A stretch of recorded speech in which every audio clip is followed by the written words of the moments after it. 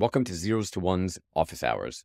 I'm Scott Markovitz, and I've been building startups for the past 12 plus years as a first and early hire and as a fractional leader. To date, I've worked with around 2,000 startups, including a few unicorns and successful exits. Over the past 10 years, I've done over 1,000 office hours, sharing advice with founders around growing their startups from 0 to 1 and beyond. Whether go-to-market, ideation, growth strategies, sales and pricing, UI, UX, product strategy, and just about everything except for writing code. This show is all about making these conversations public so we can learn out loud together. Each episode, an early stage founder, just like you, will join to work through their biggest blocker, knowing that there are many other founders out there with the same issue in the same position. This is my effort to give back to the community. You can sign up for my daily curated newsletter that shares the advice that you need to grow your startup from 0 to 1 without all the noise. Go to zeros2ones.com. And if you're looking for more one-on-one help building your startup, check out how we can work together on my website, scottmarkovitz.com. We're actually addressing with this concept the most important problem of them all, the lack of resources, and in this case, the lack of time. I think that all startups, the main problem we are facing is lack of resources. And one of the most important aspects of it is the lack of time. Because even the lack of people or know-how is a lack of time to acquire those skills or this know. This reflects back to time or money pretty much. So yeah, I like how these two thoughts interconnect. I run a fractional consultancy business, we'll call it that. I have one major client who I do about 4-ish something hours a day, usually from about maybe 1 o'clock to like 5 o'clock. Right. But I have a life around that. I work. So when I come home, I got to do stuff with kids and I do these coaching things and I do other stuff. But what I really want to do and really want to spend my time on, which I don't have the time now to do, is to create content, right? Is to create little mini courses, mini accelerator programs and webinars and all that stuff. Like this is what I really want to do because yes, I would ideally love to make money while I sleep and be able to put content out there that generates money indefinitely. But I don't have the time to do that. I had the time to research and do like the back end work.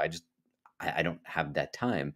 So even someone that's kind of a freelancer, if you have a family, if you have kids, whatever the life is, lack of time is my biggest obstacle right now, growing my own business. When it comes to us founders or creators or whatever the name is that somebody identifies themselves, I think that the lack of time, which is the most important problem, comes back to prioritization, which I honestly think it's a very big issue in my community, at least, because the lack of a proper prioritization makes the lack of time even worse because we appear or we become totally disoriented. You're 110% right. I've actually had this conversation twice in the last 24 hours, or maybe a little bit more, with that point, and in both cases said, the job of CEO is to do two things: do the things that you are good at and you enjoy, and do the things that you're good at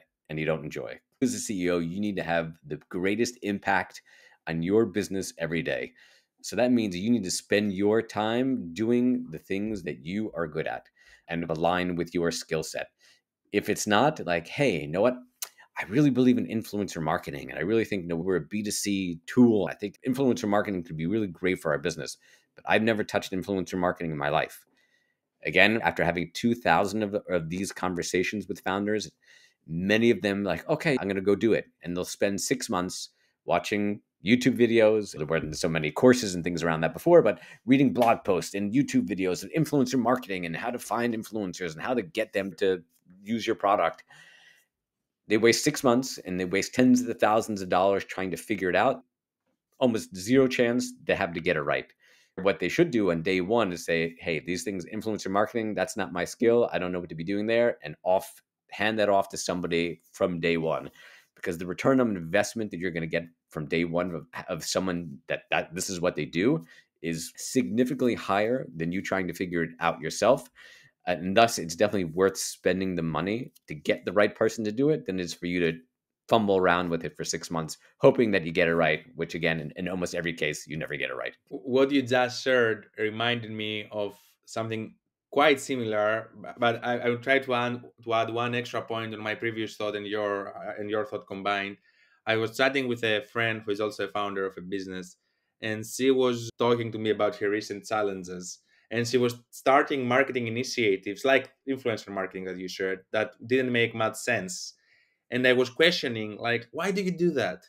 At some point, I phrased it in the following way: do you want to be entrepreneurial and make money for your company, or do you want to be creative and just feel good about yourself and what you are spending your time or where you are investing your time?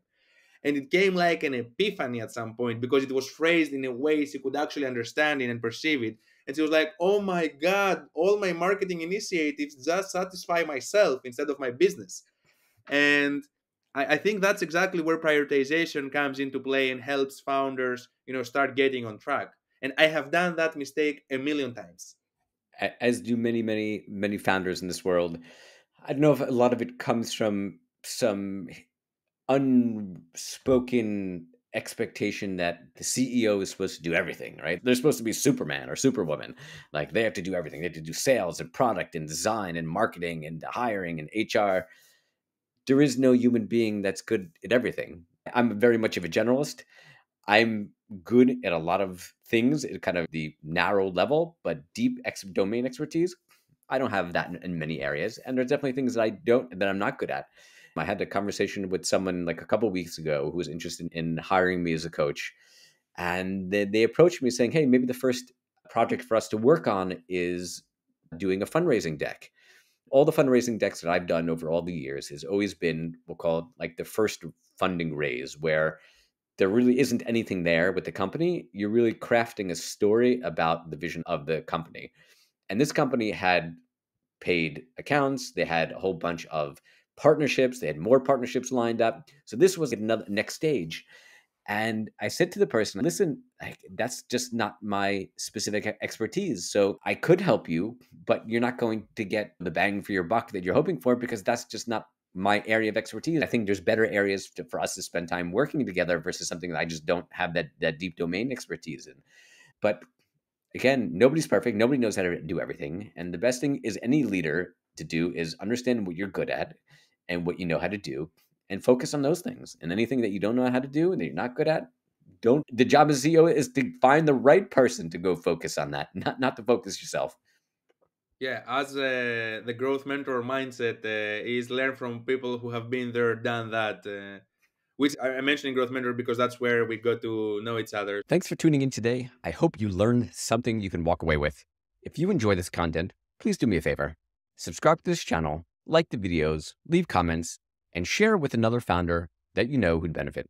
If you'd like to join me as a future guest on the podcast, feel free to reach out to me via email, scott@zeros2ones.com, or via LinkedIn.